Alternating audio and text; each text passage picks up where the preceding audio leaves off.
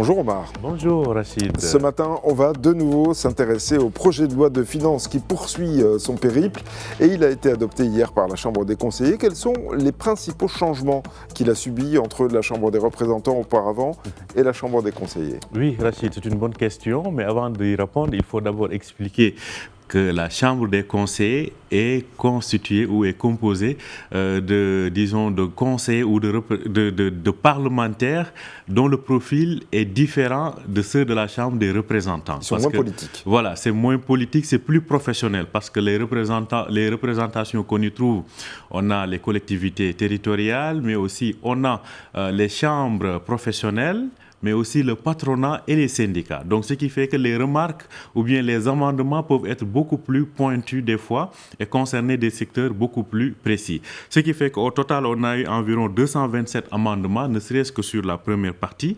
Parmi ces amendements, 72 ont été retenus, 67 rejetés et 85 retirés. Globalement, on voit qu'on avait parlé ici de la retenue à la source par rapport à la TVA. Donc, il y a eu des amendements qui ont été introduits par les représentants de la CGM, c'est-à-dire le patronat, ce qui a fait qu'on a eu quelques changements à ce niveau-là.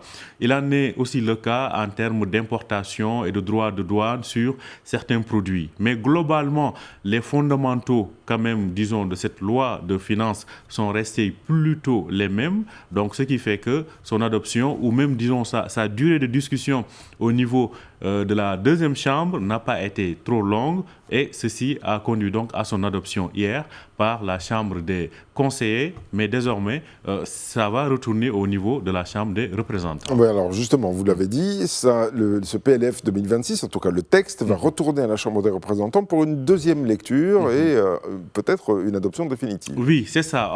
Vu un peu ce à quoi on est habitué, on peut dire que c'est plutôt une formalité, hein, parce que la Chambre des conseillers ou des représentants avait déjà examiné et adopté le texte.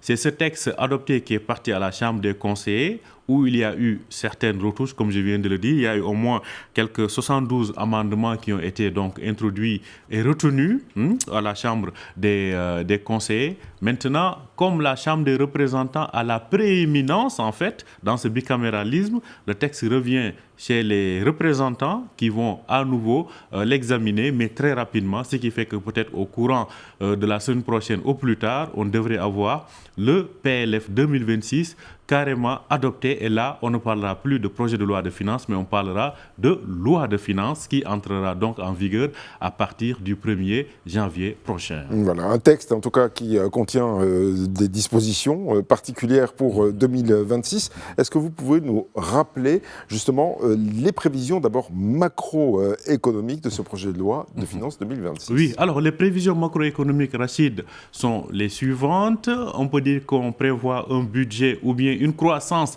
de 4,6% pour 2026, un déficit limité à 3% du PIB. Mais ce qu'il faut le plus retenir de ce budget, c'est qu'il accorde la priorité à des investissements massifs dans les secteurs de la santé et de l'éducation, parce que vous vous rappelez, ça a fait l'objet de manifestations, en tout cas quelques jours avant l'examen ou bien l'envoi de ce projet de finances au niveau du Parlement. Le gouvernement va mettre 140 milliards de dirhams sur la table pour ces deux secteurs-là, pour accélérer leur modernisation et le fait, surtout dans le secteur de la santé, cette réforme du secteur de la santé qui va être accélérée pour donc mieux répondre aux attentes des citoyens pour l'année 2026. Donc l'année 2026 devrait être un début pour répondre à l'ensemble de ces préoccupations-là, mais certainement ce ne sera pas durant cette année-là seulement que toutes les questions seront résolues. Évidemment. Merci beaucoup Omar Baldé, c'était la Story Echo.